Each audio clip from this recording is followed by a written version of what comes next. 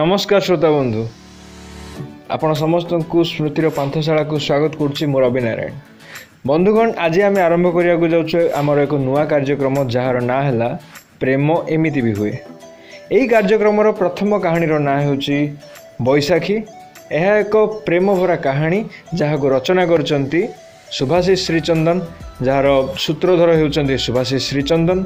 एथिरे भिन्न भिन्न भूमिका कंठदान कर रवि एवं सौम्या साई। तेबे चलतु देरी नगरी आरंभ करवा से प्रेम भरा कहानी जार ना है बैशाखी।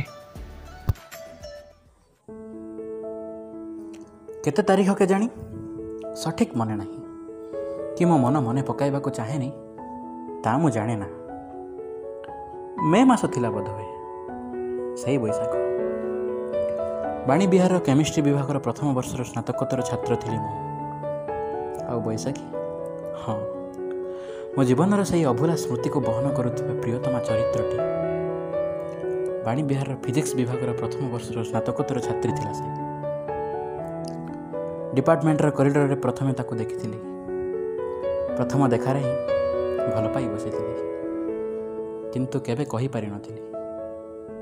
केबे केमिति कैंपस गार्डन सेमिनार और यूनिवर्सिटी कैंटीन तथा बस स्टॉप रे देखा हो जाए। बास सेतिक रे मिली जाए मते जन्मकर तृप्ति। बारंबार ताकू देखिबा को इच्छा हुए किंतु हाँ से इच्छा ही रही जाए। एमिति दिनिकिया देखा चाहू होइथिला छोटिया बंधुताटे। धीरे धीरे बंधुता बढ़ी थिला। आमे आहुरी निबिड़ बंधुपणिया परस्पर को देइथिलु और परस्पर ठारू आहुरी निबिड़ता आशा करुथिलु। संपर्क बढ़ी थिला अचिन्हारू जन्मदिन शुभेच्छा पर्यंत। तापरे कैंपस गार्डन ले आउ एमितिका देखा चाह हेउ नथिला। एबे आमे परस्पर को जनाशुना भाव देखा करुथिलु और बसी बसी गपुथिलु निज विषय अनेक अनाबना कथा और हसुथिलु चुना चुना हस से गार्डन रो सीमेंट चौतरा ऊपर। ताहा ही थिला आम निबिड़तार मूलदुआ। बंधु हिसाब से परस्पर सुख दुख को आम भितर निर्विघ्न बांटुथिलु और परस्पर असुविधा छिड़ा होउथिलु दुहे दुहींक पाखरे। बोध हुए से मो भितर खोजुला केवल से बंधुत्वर आत्मीयता को प्रति मुहूर्ते। किंतु मु खोजुली आउ किछि कहीदेवा को चाहूली ताकू मो मनर कथा और मो हृदयर अव्यक्त भावना सबको। परंतु कहीं के जानी साहस जुटाई पार नथिली। सबुथर किए जानी मते टाणी धरुला पछरु। ना ना ताकू जे कष्ट हेबो यदि से रागी जाई याको विश्वासघातकता भावे ता मनरे चित्रण करे।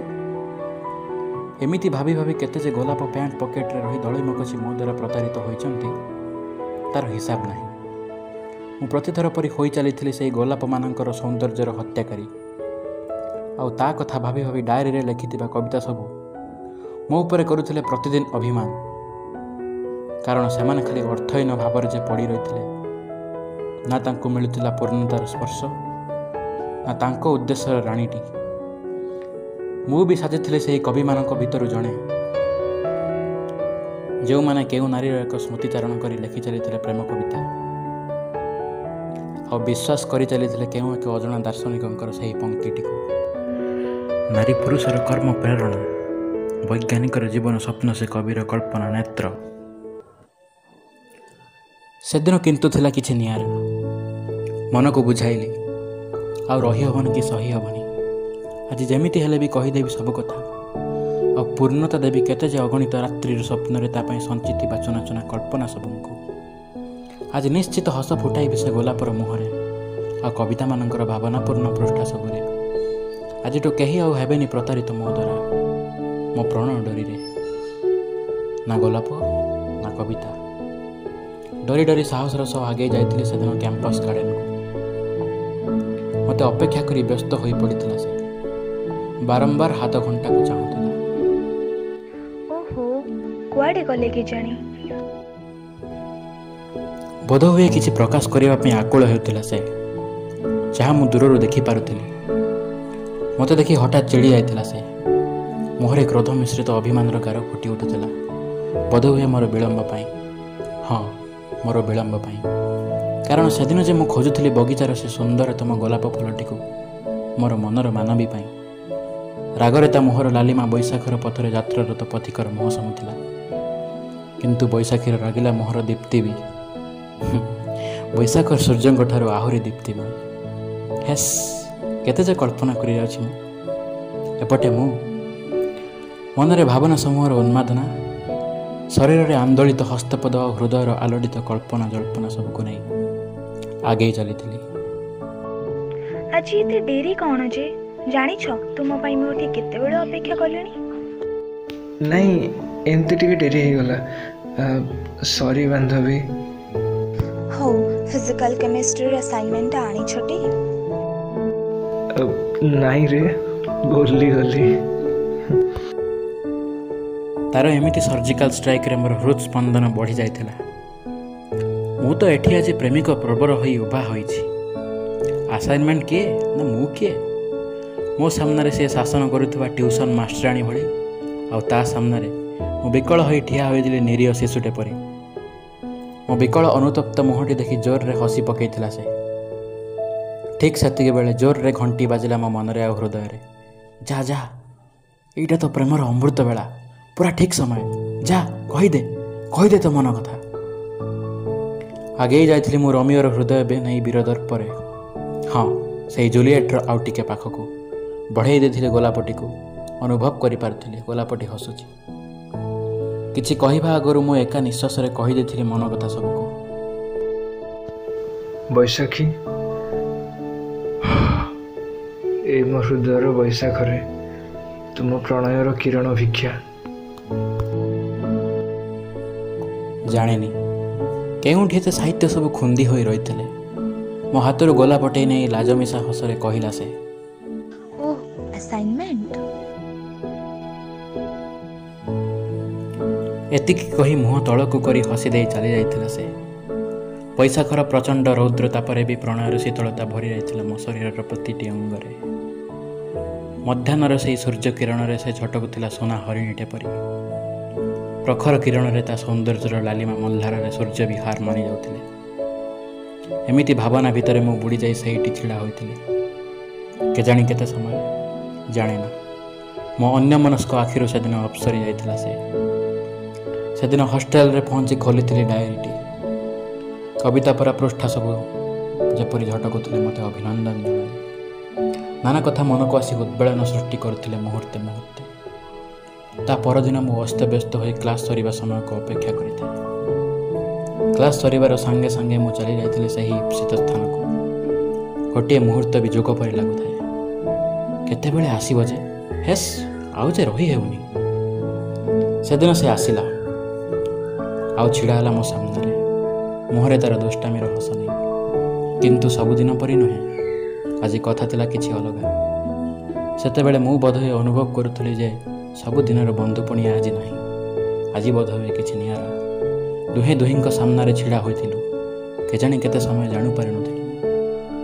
ଦୁହେଁ କିଛି ନ କହି କେବଳ ହସୁଥିଲୁ ମୁରୁକି ମୁରୁକି ଦିହିଁଙ୍କୁ ଦେଖି। ଦୁଇ ଆଖି ଏକ, ଦୁଇ ହୃଦୟର ଉନ୍ମାଦନା ବି ଏକ। ସେଦିନ କାହିଁକି କେଜାଣି ମୋତେ ସେ ଲାଗୁଥିଲା ଆହୁରି ସୁନ୍ଦର ସବୁଦିନଠାରୁ। ତା ବୈଶାଖର ସେହି ଦୀପ୍ତିମୟ ସୌନ୍ଦର୍ଯ୍ୟ ଆଗରେ ମୁଁ ଆଉ ଗାର୍ଡେନର ସେହି ଫୁଲ ସମୂହର ସୌନ୍ଦର୍ଯ୍ୟର ସମ୍ଭାର ସତେ ଯେପରି ହାର ମାନି ଯାଉଥିଲି। ଏମିତି କିଛି କ୍ଷଣ ବିତି ଯାଇଥିଲା ସେହି ଅକୁଆ ପ୍ରେମର ସ୍ପର୍ଶରେ।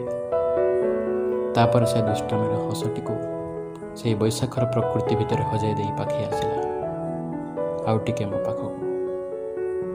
ଏଥର କିନ୍ତୁ ମୁହଁରେ ଥିଲା ଏକ ସ୍ନେହମୟୀ ସାଥୀର ଭାବନା। ପାଖେଇ ଆସି ଖୁବ୍ ଜୋରରେ ଆଲିଙ୍ଗନ କରି ଆଙ୍କିଦେଲା ଚୁମ୍ବନର ରେଖା ସବୁ ମୋ ମୁହଁରେ। ବାସ୍, ହୋଇଯାଇଥିଲା। ଦୁଇ ମନ, ଦୁଇ ହୃଦୟ, ଦୁଇ ଆତ୍ମା ଆଉ ଦୁଇଟି ଭାବନା, ସବୁ ଏକ। ମୁଁ ମୋର ଭାବନା ସହ ଅନୁରୋଧ କରିଥିଲି ସମୟ ପାଖରେ, ସମୟ ଟିକେ ଧୀରେ ଚାଲ। ମନେ ପଡ଼ିଯାଇଥିଲା ଉତ୍କଳ ଗୌରବଙ୍କର ସେହି ପ୍ରେମ ପଙ୍କ୍ତିଟି। ପ୍ରେମର ଚୁମ୍ବନ ଯାହାକୁ ବୋଲନ୍ତି ଏଭବେ ପାଇବ କାହିଁ। ସ୍ୱର୍ଗର ଲତିକା ରୋପିଥିଲେ ଦେବେ, ମାନବେ ଚିହ୍ନିଲେ ନାହିଁ। କଳା ମେଘ ଦେହେ ସୌଦାମିନୀ ହସେ, କବିବର ମନ ତୋଷେ। ଚପଳା ଆସିଲେ ଚୁମ୍ବନ କରିଲେ, ସମସ୍ତ ଅନ୍ଧାର ଦେଶେ। समस्त अंधार दिशे।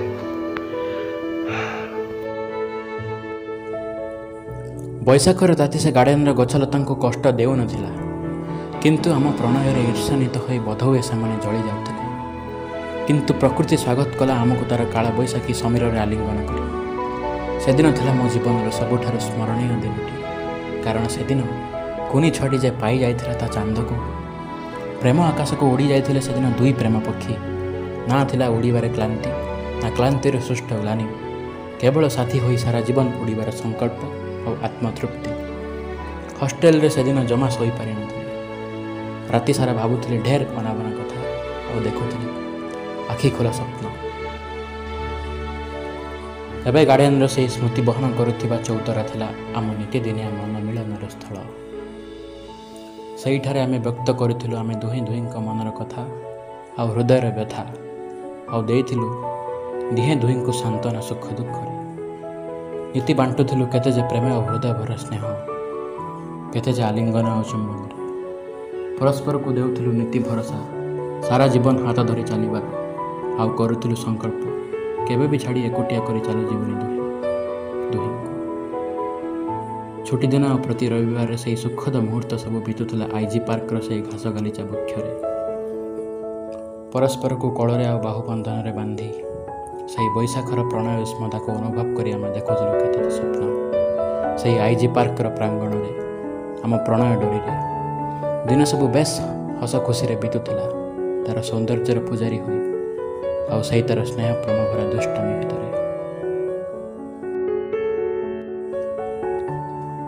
किंतु से सुखर संभार मध्य पशि आसला दिने कला बादलटीए। बस स्टॉप रे बस रो ओह्लाई चली चली जाउथिबा बेले पछपटु कारटी आसी धक्का दे चली जाउथिला।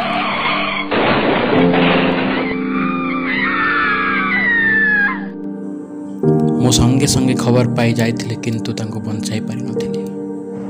हजि जाइथिला मो जीवन रो से बैशाख प्रेमर संभार आ मो दीप्तिमयी बैशाखी, मो गोलापर ग्रहिता आ मो प्रेम कवितार नायिका। ग्लानी बोधरे हजि जाइथिली मु, भांगी पड़िथिली प्राणरे प्राणरे।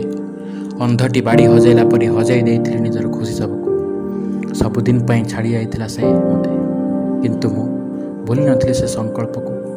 आज भी ता स्मृति सबको जाबड़ी धरी आगे चलीछि मु जीवन पथरे, आ मो साथी से कविता भरा डायरी।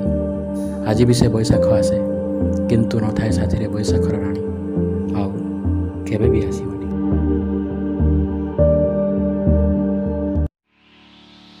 तेरे यही कहानी आज एतिकी। श्रोता बंधु, आम कार्यक्रम आपको केमती लगे निश्चय जानतु, निज मतामत लिखि। तेरे प्रतिश्रुति दूसरी पुणी आसबि आगामी अध्याय पुणी एक नुआ कहानी साथी से पर्यंत मत दिंतु विदाय। मु रहिली, बाय बाय।